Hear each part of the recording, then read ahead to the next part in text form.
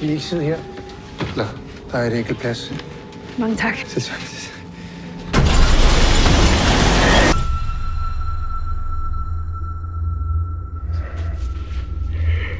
Det er bare fordi, at jeg savner en.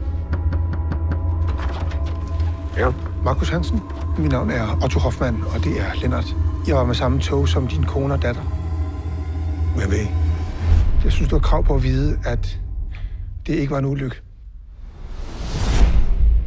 Hvorfor siger du, at det ikke var en ulykke? Ham her. Men han skyndte sig af på den station sekunder inden ulykken indtraf. Til Kurt Tandem Olesen, der er præsident for rockergruppen Riders of Justice. Det var et attentat. Jeg vil bede om at finde alt, hvad I kan for rockergruppen Riders of Justice. Det er Emmentaler, vores face recognition ekspert. Den er så god til at finde ting. Er det noget, I kan, uden at det kan spores?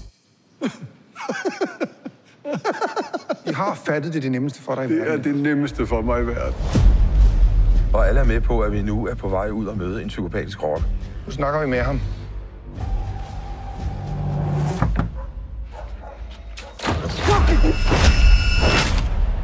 Har du slået nogen ihjel før?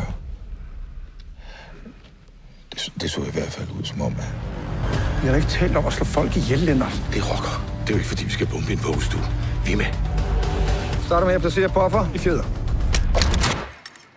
Ja, jeg kan bare godt lide os. Så er han færdig. Andenpladsen.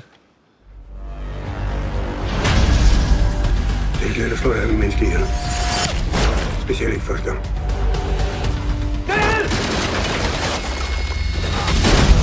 De ved, hvem I er, og det kommer ikke til at stoppe, medmindre vi dræber dem først. Hvad det sker for?